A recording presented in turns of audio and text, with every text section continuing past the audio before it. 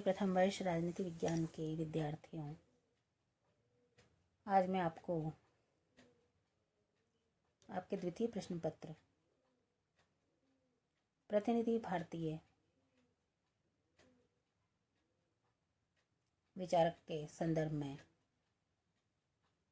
प्राचीन भारतीय विचारक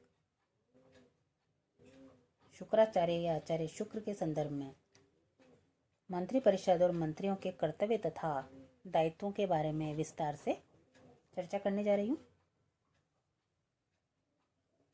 राजा के इन सहायों या मंत्रियों की भूमिका परामर्शदात्री मानी गई और मंत्रियों से अपेक्षा की गई कि वे राजा को निर्भीकता पूर्वक उचित परामर्श या राय दें।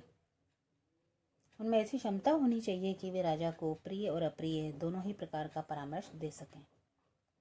शुक्र के अनुसार मंत्रियों के परामर्श पर ही राज्य व कोष में वृद्धि, सेना का समुचित उपयोग तथा प्रजा का कल्याण निर्भर करता है।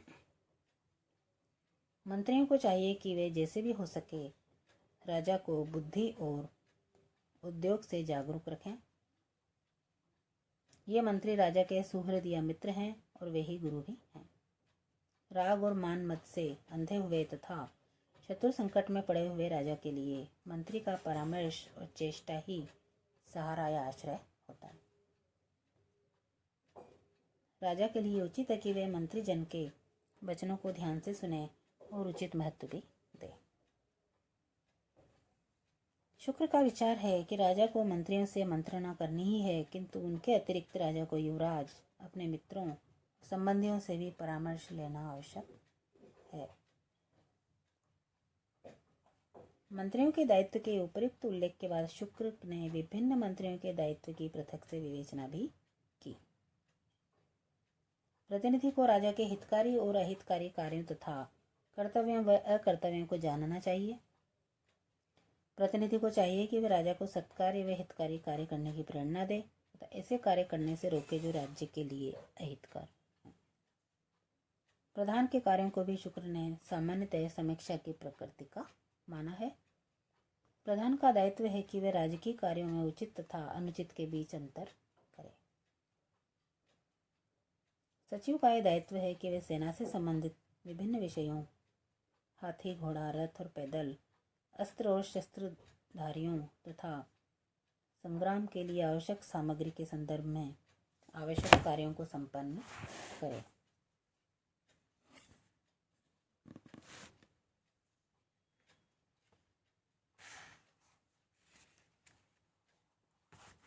शुक्र ने मंत्री को समस्त राजकीय कार्यों में राजा को उचित परामर्श देने के लिए उत्तरदायी माना। प्रांग विभाग के दायित्व प्रमुखतया न्यायिक प्रकृति के माने गए। प्रांग विभाग को सभा में उपस्थित होकर और अन्य न्यायाधीशों के साथ मिलकर प्रमाणों, प्रत्यक्ष अनुमान, दृष्टांत, लोकशास्त्र आदि के आधार पर मुकदमों का निर्णय करना चाहिए। पंडित का दायित्व है कि वे प्रजा के आचरण में धर्म के पालन को सुनिश्चित करें तथा समाज के विभिन्न वर्गों के बीच संबंधों को विनियमित करें। सुमंत्र की स्थिति राज्य के वित्त मंत्री के समान है।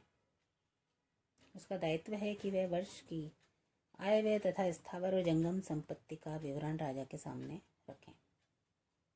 शुक्र ने अमात्य को शासन के राजस्व विभाग का सर्वोच्च अधिकारी माना गया है। इन सबके अतिरिक्त सर्व प्रमुख पदाधिकारी पुरोहित के दायित्वों की विवेचना की गई। पुरोहित का दायित्व है राजा के आचरण के नैतिक पक्ष पर सतर्कता के साथ नियंत्रण रखना। पुरोहित शासक के व्यवहार में धर्म को सुनिश्चित करेगा। जब कभी धर्म और अधर्म के बीच निर्णय का कोई प्रश्न उपस्थित हो, तब इस संबंध में राजा को उचित परामर्श देना पुरोहित का ही दायित्व है। धन्यवाद।